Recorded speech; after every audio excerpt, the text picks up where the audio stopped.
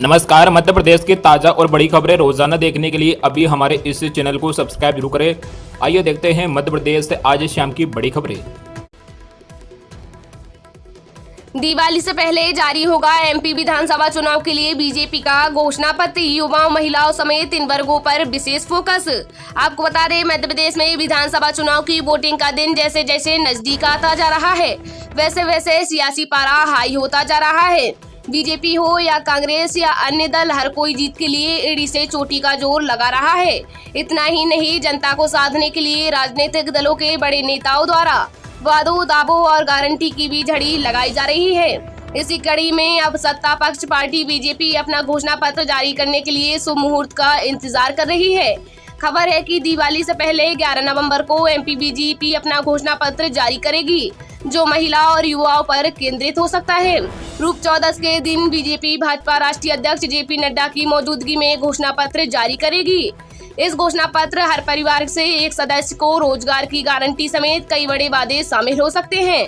हालांकि बीजेपी का आज धनतेरस पर घोषणा पत्र जारी करने का प्लान था, लेकिन भाजपा राष्ट्रीय अध्यक्ष जेपी नड्डा के कार्यक्रमों में बदलाव के चलते इसे शनिवार को जारी करने की योजना है।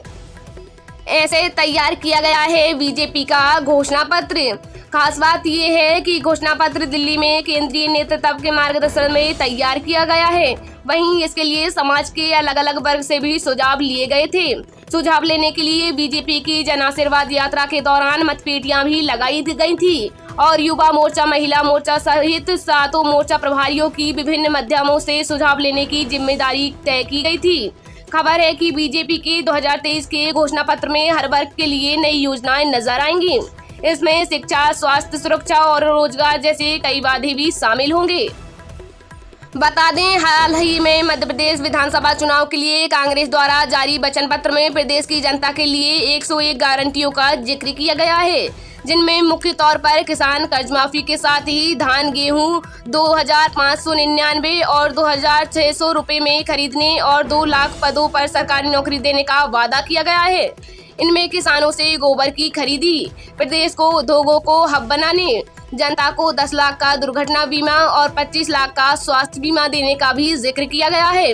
इसके अलावा पुरानी पेंशन, नारी सम्मान योजना, 500 रुपए में रसोई गैस के लिए साथ कई बड़े वादे किए गए हैं। आज से स्कूल की छुट्टी, चुनाव के चलते अब 19 तक कई काम प्रभावित होंगे। आपको बता दें, अगले 10 दिन तक शहर में त्योहार और विधानसभा चुनाव के चलते लगातार छुट्टी रहेंगी। शुक्रवार को धनतेरस का अवकाश है, तो शनिवार से लेकर 15 नवंबर तक सरकारी अवकाश है। इसके बाद 17 नवंबर को मतदान के कारण स्थानीय अवकाश रहेगा। शनिवार और रविवार के अवकाश के चलते अब अधिकांश सरकारी दफ्तर 20 नवंबर को ही खुल पाएंगे। ऐसे में राजस्व से लेकर नगर निगम और अन्य कई सरकारी दफ्तरों में रोजमर्रा के कामों पर असर पड़ेगा। बैंक में सिर्फ 17 नवंबर को ही अवकाश रहेगा, लेकिन बैंक कर्मचारियों और अधिकारियों ने 13 नवंबर सोमवार को भी अवकाश की मांग की है। शहर के अधिकांश स्कूलों में 10 नवंबर से ही अवकाश हो गया है। स्कूल भी 20 नवंबर से ही खुलेंगे। धनतेरस पर सोना चांदी खरीदने का है विचार, तो जानिए आज शुक्रवार का ताजा भाव। आपको बता दें, आज धनतेरस पर सोना चांदी खरीदने की सोच रहे हैं तो पहले आज 10 नवंबर का सोने चांदी का ताजा भाव जान लें, क्योंकि आज शुक्रवार को फिर सोने चांदी की कीमतों में परिवर्तन आ गया है। लगातार 2-3 दिन गिरावट के बाद आज शुक्रवार को सोने चांदी के दामों में बड़ा उछाल आया है।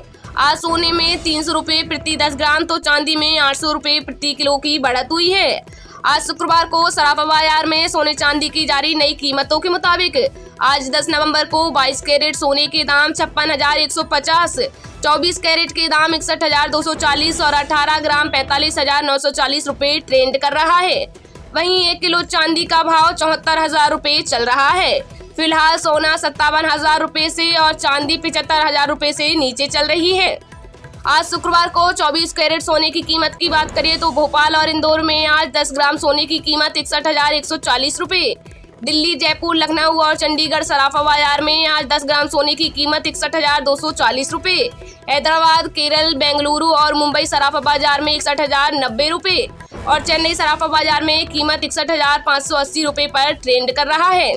आज शुक्रवार को जयपुर, कोलकाता, अहमदाबाद, लखनऊ, मुंबई, दिल्ली सराफा बाजार में चांदी की कीमत की बात करें तो 1 किलोग्राम चांदी की कीमत 74,000 रुपये है, जबकि चेन्नई, मदुरै, हैदराबाद और केरल सराफा बाजार में कीमत 77,000 रुपये है।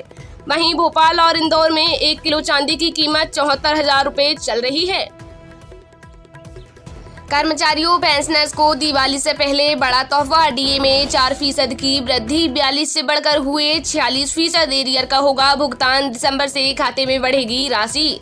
आपको बता दें, केंद्र सरकार द्वारा अपने कर्मचारियों की महंगाई भत्ते में वृद्धि के आदेश जारी किए जाने के साथ ही कई राज्य सरकार द्वारा भी अपने कर्मचारियों और पेंशन भोगियों के लिए महंगाई भत्ते में वृद्धि के आदेश जारी कर दिए गए हैं। दरअसल अक्टूबर महीने में कर्मचारियों को महंगाई भत्ते को 4% की दर से बढ़ाया गया था, जिसके बाद उनके महंगाई भत्ते 42% से बढ़कर 46% हो गए हैं।